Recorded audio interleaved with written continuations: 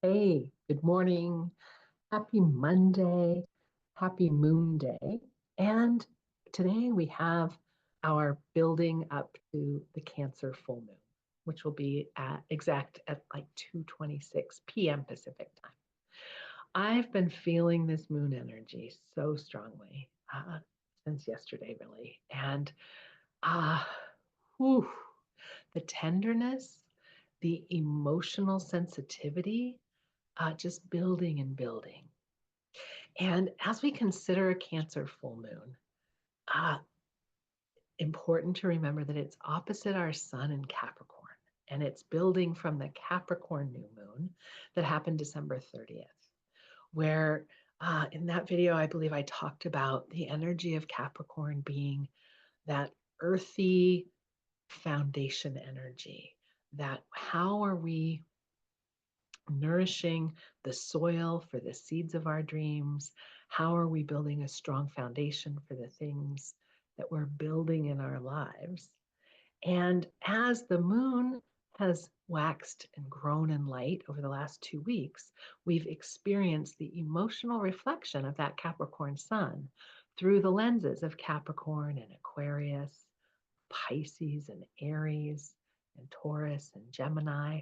And now it's fully reflected in the sign of Cancer, our sign of cardinal water, of initiating from our emotional state. Our Cancer asks us, what are we feeling? What do we want?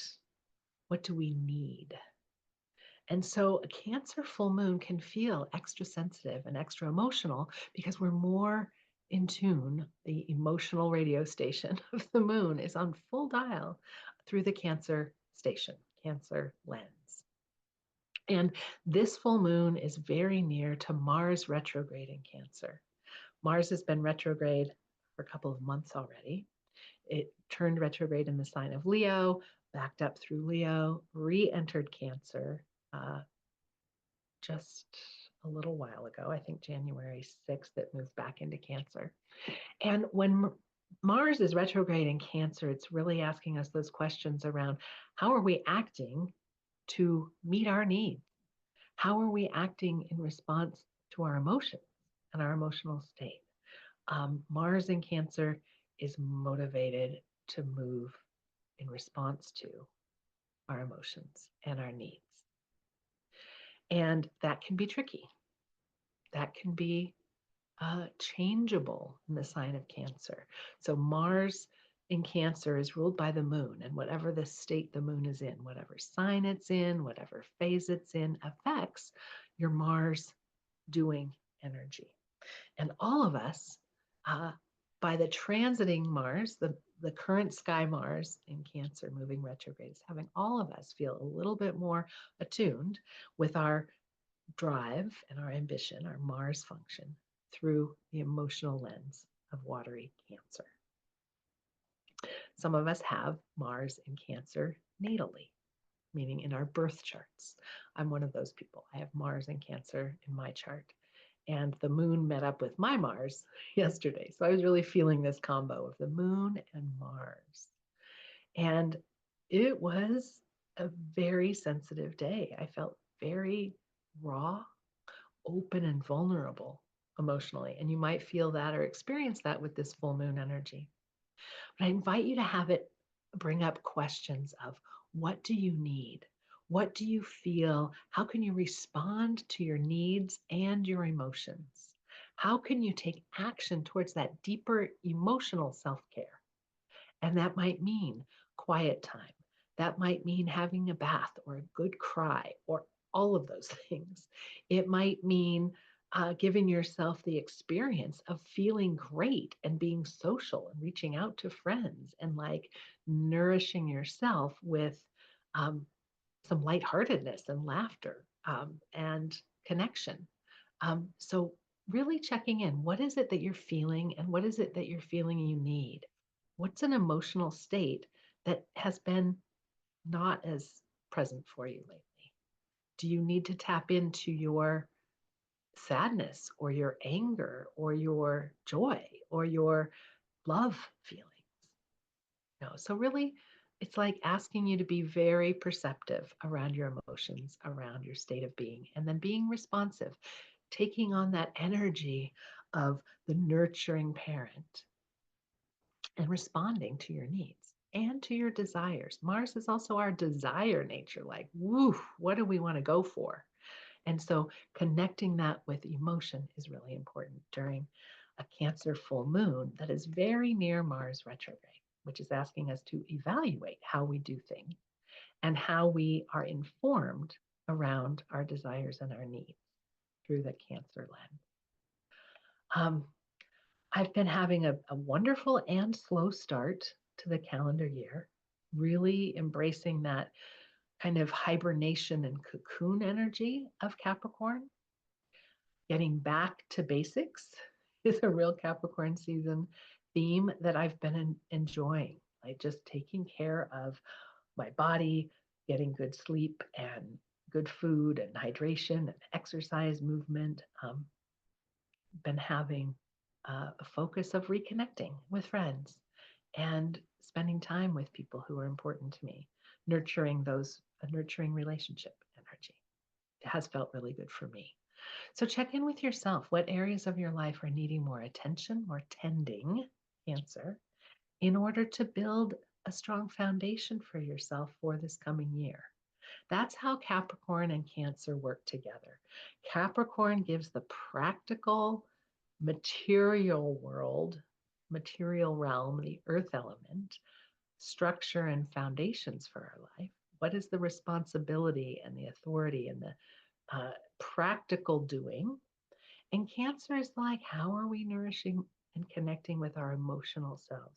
The water element and the earth element are on the same axis. They're in polarity and they support one another. The water element needs the form of the earth element to hold it.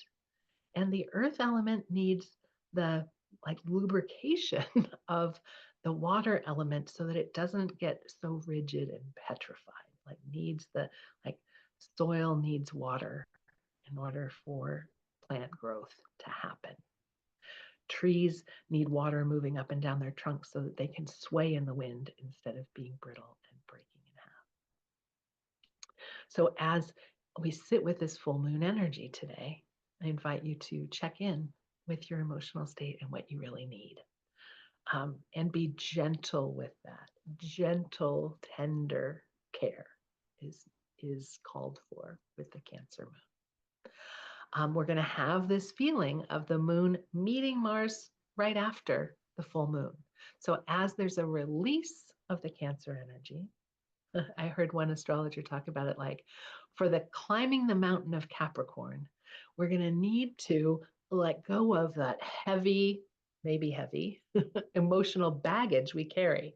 So Cancer is also connected to the past and memory, and I would say emotional baggage is a really good metaphor for that. And so each full moon brings into our conscious awareness more fully what we're perceiving emotionally. And then there's a release after that fullness as the moon wanes, as it gradually reflects less and less of the sun's light until the next new moon.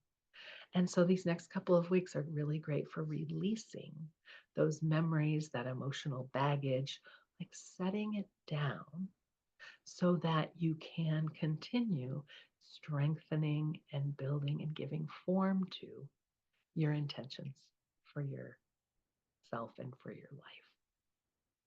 So I'm finding this really rich. There's another strong energy for letting go, for peeling away, for purging, and that is that Pluto is in the first degree of Aquarius, and the sun will be moving towards Pluto and meeting up with Pluto on January 20th, when the sun has entered Aquarius on the 19th and will meet up with Pluto right away. And so that conscious awareness of what are we transforming and releasing, the Pluto energy is very much, we're building towards that this week.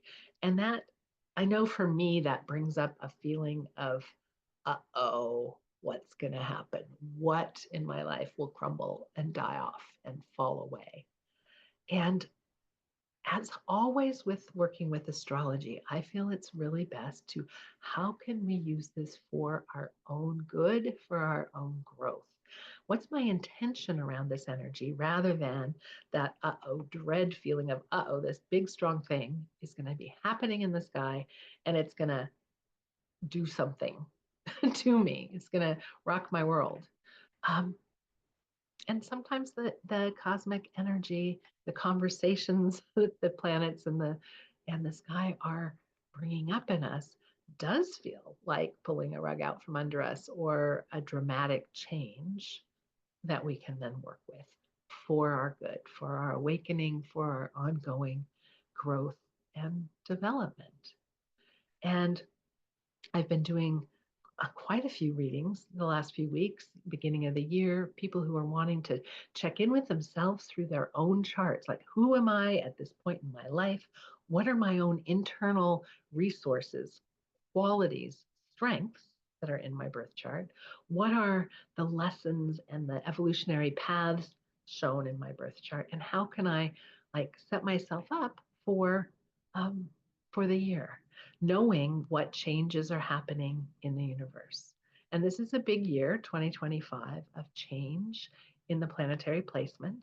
We have several of the outer planets shifting signs. So Pluto's newly in Aquarius. End of March, Neptune will move into Aries. Saturn will be moving into Aries. Jupiter will be moving into Cancer. Uranus will be moving out of Taurus and into Gemini. All of these are big shifts in the background energy that we're all living with. And I'll be talking about and sharing about that with you as we go along. But people that I'm working with are really finding it helpful to have some kind of an idea and context of like, oh, this is the area of my life that's going to be bringing a lot of um, personal change from the forms of things, my embodiment feeling, my sense of growth into, I'm talking Uranus here, from Uranus and Taurus, that's been awakening our sense of our bodies, our place on earth, how we interact with the material world. Moving into Gemini is a whole different feel in the air element, curiosity and variety and fast-paced thinking. And it's going to be a really big shift in that dynamic energy from slow, steady, methodical Taurus to fast moving, lots of ideas, lots of quick change, Gemini. Now, that doesn't happen until later in the year, but having an idea for you, what areas of your life will be meeting that kind of a shift. And for me, I'm feeling like, okay, that will happen for me in my third house of communication and learning. And there's been a whole lot of uh, energy personally in my chart with Uranus, because Uranus is sitting right with my Jupiter in Taurus. So it's very personal energy of awakening in me, like, what is my sense of optimism and growth and potentials and abundance, Jupiter themes, around my local environment and community, my communication and the conversations I'm in on a regular basis, on my desire for learning and engaging with ideas. And even with, it's definitely been affecting how I share here on YouTube, what I've been doing or not doing with my newsletter, my mailing list, which you can join. Send me an email, tiffin@tiffindillon.com, if you'd like to join. I'm working on revising my web presence. So currently my website's not up. A lot of change, Uranus, happening in how I'm communicating out in the world, how I'm communicating with local friends and community. Been meeting a lot of people the last 3 months. There's been like expansion for me in that theme of local community, which I've been really enjoying. So inviting you, if you're interested, to have the sessions where we can really look at either for the first time your birth chart and help you understand more of that personal map of your life's journey. Get to know the parts of yourself represented through the energies of the planets that come naturally to you, that are an internal resource, that whatever you've got going on this year, or you hope or dream to have going on this year, can really support you personally. I think astrology is a vastly personal art. We talk cosmically, we talk collective energies a lot. I do on this channel in sharing what's happening currently and how we all might interact with it. But it really is so personal to your chart and where those energies show up for you. Um, Having an idea of those big changes and shifts coming up might help you in, the broad strokes planning of your year, or knowing like, oh, this energy is coming, this kind of a project or an exploration or a something would be better supported in this energy or in this energy. You might think about that. I've been, as you know, working with the phrase nurture your nature. And this Cancer full moon is a really big time to ask yourself that. How am I nurturing my unique nature, my unique makeup and perspective on life and the world? Not how am I nurturing the expectations my family and community hold for me or my culture holds for me, but rather how am I actually nurturing who I am and my own unique strengths, talents, needs, preferences, emotional baseline, all of those things. And so, if it would be helpful for you, I believe it would be helpful for you. But if you're interested, please get in touch and we'll set up a session where we can look at your unique astrology chart and map and the energies that the universe is bringing forward in this coming year to support you, to help you live fully, to really enjoy your life, to feel like you are learning and growing and becoming a more clear version of yourself, a more uniquely expressed version of yourself. Conversation I was in yesterday, we talked about self-expression as our birthright. It is your birthright to be who you actually are, not just who you think other people want you to be, but to really and truly live, embody your life, your stellar life. And that's my perspective on how we can work with astrology and the current energies to be more and more of who we truly are and be more and more open to meeting other people for who they truly are. I think we all really need each other at this time on the planet. We really need our connections, our intimate relationships. We really, really need our communities. And we really need to feel that sense of we're all in this life together on this planet at this time, with all of the uncertainty, with all of the natural disasters, with all of the wars, with all of the political uncertainty that we're living with. We need each other and we need ourselves, and we need to know that we're showing up as fully and powerfully ourselves as possible. And I'd love to support you in that if you're interested. Have a wonderful week.